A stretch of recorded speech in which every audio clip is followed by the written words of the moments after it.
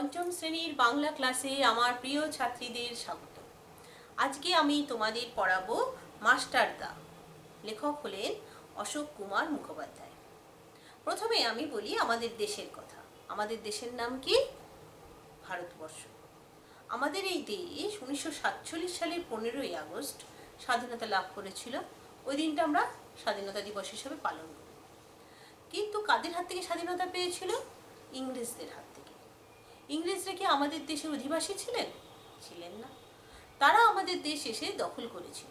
আমাদের দেশকে তাদের নিজেদের দেশ অর্থাৎ ইংল্যান্ডের একটি উপনিবেশ বানিয়েছিল এবং এই দেশের মানুষজনকে তারা শোষণ করত। এই দেশের ধনসম্পদ সব কিছু থেকে যা কিছু তারা পেত, তার সেই অর্থ সম্পদ সব কিছুই তারা নিজেদের দেশে নিয়ে যেত। ফলে আমাদের দেশকে একদম নিংড়াতে প্রায় নিঃস্ব করে তুলেছিল। এই দেশে অধিবাসীদের তখনও নিজস্ব সেই রকমভাবে আত্মসম্মান বোধ, নিজেদের স্বাধীনতার স্পৃহা বা সেই রকমভাবে করে ওঠার যে আত্মমর্যাদা বোধ বা বলতে পারো যে মনের জোর, সেটা সেই মুহূর্তে প্রথম দিকে তৈরি হয়নি। তারপরে দেখা গেল এ দেশে সেই সময় প্রথম দিকে একেবারে কিছু হয়নি তা বলা যায় না। তখন ছোটোখাটো রাজারা, দেশের যে বিভিন্ন প্রাদেশিক রাজারা, তারা তাদের সেনাবাহিনী নিয়ে যুদ্ধ করে নিজেদের স্বাধীনতা বজায় রাখার চেষ্টা করেছিলেন। কিন্তু দেখা গেল কালক্রমে সবটাই পুরো ইংরেজদের হাতে চলে গেল। তারপরে আস্তে আস্তেই আমাদের দেশের মধ্যে সেই সব কিছু বীর বীর মানুষের জন্ম হলো, যারা আমাদের দেশকে স্বাধীন করার স্বপ্ন দেখতে লাগলেন এবং দেখাতে লাগলেন। এই সকল মানুষদের নিরলস প্রচেষ্টায়, বলতে পারো তাদের আত্মদান আত্মবলিদানের মাধ্যমে আমাদের দেশ অবশেষে স্বাধীনতা পেল। তো এই রকম স্বাধীনতা সংগ্রামী বিপ্লবী যারা ছিলেন, তারা আমাদের দেশের বিভিন্ন অংশে ছিলেন এবং আমরা বাঙালি হিসেবে এটা গর্বিত অনুভব করতে পারি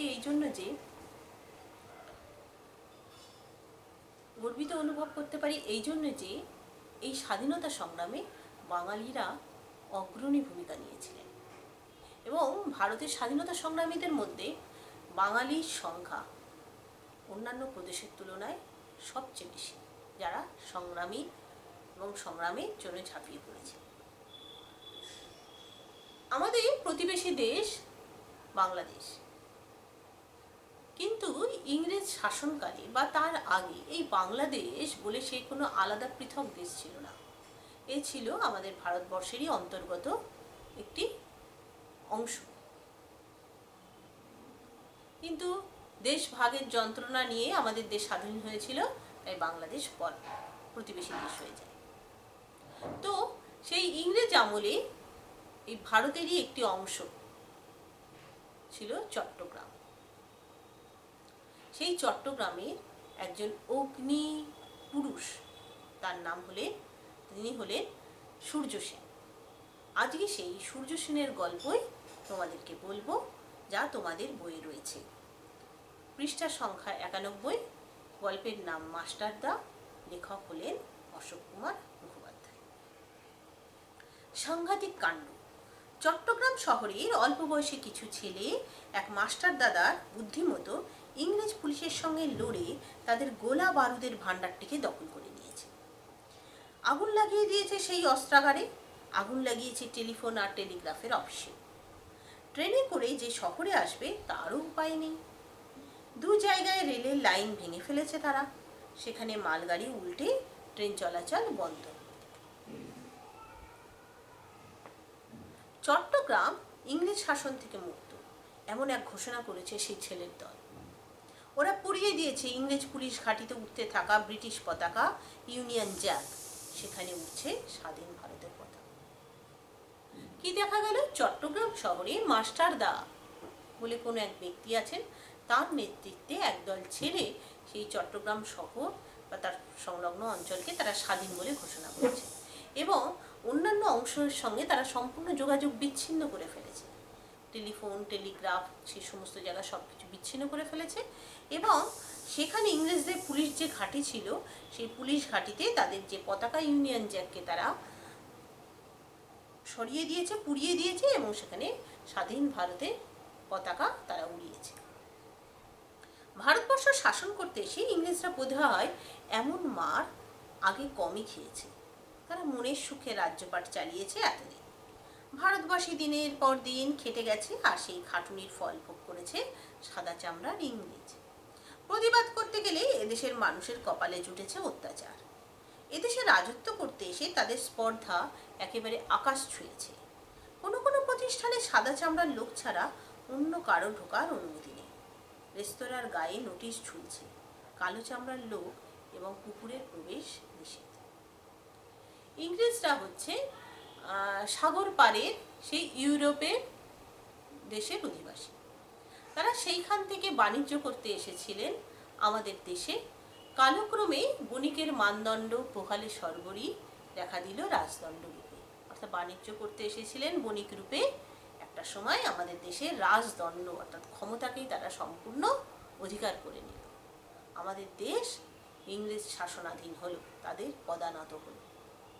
এই ব্রিটিশ শাসনাধীন ইংরেজরা নিজেদেরকে অত্যন্ত অহংকারী রূপে নিজেদেরকে প্রতিষ্ঠিত করে ফেলল। তারা কি করলো? তাদের গায়ের চামড়ার রং সাদা, আমাদের দেশের গায়ের চামড়ার রং সাদা নয়। তারা তাদের যে ক্লাব বা সেখানে একটা নোটিশ ঝুলিয়ে দিল। সেই নোটিশে কি লেখা থাকলো? সাদা চামড়ার লোক ছাড়া অন্যদের প্রবেশ নিষেধ। কিন্তু বলার ভঙ্গিটা এইভাবেই বলা হচ্ছে, কালো চামড়ার লোক এবং কুকুরের প্রবেশ নিষেধ। আমাদের ভারতবাসীকে তারা অত্যন্ত নির্লজ্জভাবে অপমান করেছিল। এমন অন্যায় বেশি দিন চলে না। প্রতিবাদ হবেই, প্রতিরোধ গড়ে উঠবে। ঠিক যেন রূপকথার রাজপুত্রদের মতো লড়াই করে দেশ থেকে দানবদের তাড়াতে চেয়েছে চট্টগ্রামের এই ছেলের দল। তাদের মনে হয়েছে ভারতবর্ষের একটা জায়গায় যুদ্ধ করে যদি ইংরেজদের তাড়ানো যায়, সারা দেশ জেগে উঠবে। আর সকলেরই তখন মনে হবে, তাহলে তো আমরাও এমনভাবে লড়াই করে ইংরেজদের অত্যাচার বন্ধ করতে পারি, তাদের তাড়াতে পারি। দেশ আমাদের মা, সেই ভারত মাতাকে ইংরেজ দানবের কবল থেকে মুক্ত করতে পারি। এই ছেলের দলকে দেশের কথা বলে, খেলাধুলা, বন্দুক চালানো শিখিয়ে ইংরেজদের বিরুদ্ধে লড়বার উপযুক্ত করে গড়ে তুলেছেন এক অঙ্কের শিক্ষক। তাকে সবাই মাস্টারদা বলে ডাকে। তো এই যে ছেলের দল, মাস্টারদার নেতৃত্বে যারা চট্টগ্রামকে স্বাধীন করতে চেয়েছিলেন বা করেছিলেন, সেই মুহূর্তে তাদের লক্ষ্য কি ছিল? লক্ষ্য ছিল এই যে ক্রমশ নুয়ে পড়া ভারতবাসী, যাদের কিনা সেই আত্মসম্মান বোধটা সেভাবে জেগে ওঠেনি, যারা কিনা আশা হারিয়ে ফেলেছে যে ইংরেজদের হাত থেকে কোনোদিন কি আমরা রক্ষা পাবো। ওই সাদা চামড়ার লোকেদের গায়ে তাদের কত শক্তি, তাদের কত রকম অস্ত্রশস্ত্র, তারা কিভাবে আমাদের দেশবাসীকে দাবিয়ে রেখেছে। এদের হাত থেকে আমরা কি করে মুক্তি পেতে পারি? আমাদের মধ্যে মুক্তি কোনোদিন সম্ভব নয়। আমরা মনে হয় জন্ম ধরে পর কয়েক জন্ম ধরে হয়তো এইভাবেই তাদের পদানত বশীভূত বা বশংবদ হয়ে থাকতে হবে। পরাধীন দেশের অধিবাসী হয়ে আমাদের বংশ পরম্পরায় প্রতিটা প্রজন্ম পরাধীন দেশের অধিবাসী হয়ে থাকে। তো এই ভেঙে পড়া, নুয়ে পড়া যে ভারতবাসী, তাদের মনোবল বাড়ানোর জন্য ছেলের দল চট্টগ্রামে তারা একটা স্বাধীন ভারতের একটি চিত্র উপস্থাপন করতে চাইলেন সারা ভারতবাসীর কাছে, যাতে সমস্ত ভারতবাসীর মনোবল যেন আবার জেগে ওঠে। তাদের যেন সেই বোধ তৈরি হয়, হ্যাঁ, ওরা যদি পেরে থাকে তাহলে আমরাও পারব। একদিন আমরা সবাই সমগ্র দেশটাকে স্বাধীন করতে পারব। তো যার নেতৃত্বে এই ঘটনা ঘটেছিলেন তিনি হলেন মাস্টারদা। কে এই মাস্টারদা, যার কথায় ছেলের দল ইংরেজদের বিরুদ্ধে মরণপণ লড়তে পারে? চট্টগ্রামের মানুষ জানে। এই রোগা সাধারণ চেহারার ধুতি পরা মানুষটির নাম সূর্য সেন। কেমন মানুষ এই মাস্টারদা? সবাই কেন তাকে এত সম্মান করে? মাস্টারদা কথা বলেন কম। মজাটা হলো, মাস্টারদাকে বাইরে থেকে দেখে বোঝার উপায় নেই তিনি এত বড় একজন নেতা।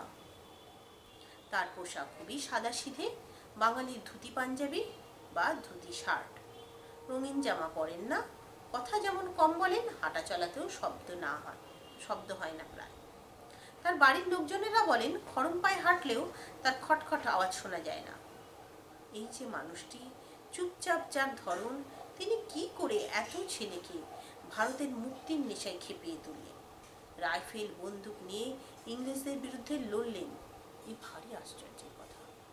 আমরা এই অনুচ্ছেদটিতে মাস্টারদা সম্পর্কে কিছু কথা জানলাম যে তিনি অত্যন্ত চুপচাপ প্রকৃতির, শান্ত প্রকৃতির একটি মানুষ, যিনি চলেন পায়ে খড়ম পড়লেও, খড়ম ছিল কাঠের জুতো, খড়ম পড়লেও তার খটখট শব্দ শোনা যায় না। তিনি এত ধীর স্থিরভাবে চলাফেরা করেন। রোগা মানুষ, ধুতি পাঞ্জাবি পরেন, কখনো ধুতি শার্ট পরেন, খুবই সাধারণ চেহারা। উমাতারা হাই স্কুলের অঙ্কের শিক্ষক সূর্যকুমার সেন নতুন মাস্টার, তাই ছেলেরা প্রথমে বুঝে নিতে চায় লোকটি কেমন। তিনি গম্ভীর, রাশভারী, অঙ্কে ভুল হলে কড়া শাস্তি দেন, না একটু নরম সরম, হাসি খুশি। ছেলেরা অবাক হয়ে দেখলো এই মাস্টার মশাই বন্ধুর মতো হাসি মুখে ছোট বড় সবার সঙ্গে মেলামেশা করছে। খুবই সহজ সাধারণ মানুষ, কিন্তু ঠকাবার উপায় নেই। তার চোখের দিকে তাকালেই কিছু লুকোনো যায় না। তখনও তো সেরকম ভাবে তার নাম চারিদিকে ছড়িয়ে পড়েনি, তবু সেদিন ছাত্রদের মনে হয়েছিল এই মানুষটি অন্যরকম। তার কথা মতো ছাত্ররা ভোর 4টের সময় ঘুম থেকে উঠে ময়দানে গিয়ে ব্যায়াম করত, সংস্কৃত স্তোত্র আবৃত্তি করত। কোনো কোনো ভোরবেলায় ছাত্ররা দেওয়ানজির পুকুর পাড়ে তাদের প্রিয় অঙ্কের মাস্টারের মেসবাড়িতে পৌঁছে গেলে দেখত তিনি অনেক আগেই উঠে রামকৃষ্ণ স্তোত্র গান করছেন। রামকৃষ্ণ বিবেকানন্দই ছিলেন তার আদর্শ পুরুষ। ছেলেদেরও তিনি এই দুই মনীষীর ভক্তি, ত্যাগ, তেজস্বিতার আদর্শে করতে চেয়েছিলেন। তার প্রিয় কবি রবীন্দ্রনাথ ঠাকুর, এত প্রিয় তিনি বলতেন কবি সম্রাট রবীন্দ্রনাথ। শুধু বলা নয়, রবীন্দ্রনাথের বহু কবিতা তার মুখস্থ। পরে জালালাবাদের পাহাড়ের লড়াইয়ের আগেও রবীন্দ্রনাথের গান কবিতা শুনেছেন তিনি। জেলের মধ্যে রবীন্দ্রনাথের কবিতা পড়েছেন, চিঠিতে রবীন্দ্রনাথের কবিতার লাইন উদ্ধৃত করেছেন, সাথীদের তার কবিতা পড়তে অনুরোধ করে বলেছেন রবীন্দ্রনাথ আমাদের ভারতবর্ষে এক মস্ত বড় সম্পদ। মাস্টারদা সূর্য সেন সম্পর্কে আরো অনেক অজানা কথা আমরা এখন জানতে পারলাম তার প্রিয় কবির কথা, তার জীবনে তিনি কিভাবে রবীন্দ্রনাথকে অনুসরণ করেছেন। জানতে পারলাম তিনি আদর্শ পুরুষ হিসেবে কাদের কথা ভাবতেন এবং তিনি কিভাবে ছাত্রদের সঙ্গে, ছোট বড় সকলের সঙ্গে কিভাবে সহজভাবে মিশতেন।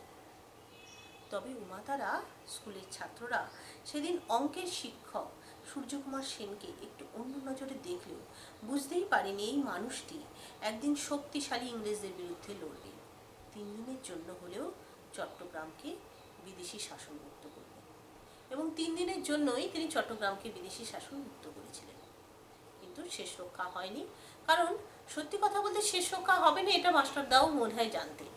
কারণ ইংরেজরা সেই সময়ে আমাদের দেশে এই বিপ্লবী দলদের তুলনায় অনেক বেশি শক্তিশালী ছিল। পুরো প্রশাসন, পুরো সৈন্যবাহিনী তাদের সম্পূর্ণ অধীনস্থ ছিল, তারা আমাদের দেশের শাসক ছিলেন। ফলে আজ না হয়েও 2 দিন পরে হলেও এই যে প্রতিরোধ চট্টগ্রামের ছেলেরা গড়ে তুলেছিল তা ভেঙে পড়তই এবং ভেঙে পড়েও ছিল। মাস্টারদা ধরা পড়েছিলেন এবং বিচারে তাকে ফাঁসি দেওয়া হয়েছিল। অত্যন্ত নিষ্ঠুরতার সঙ্গে তার বিচার করা হয়েছিল।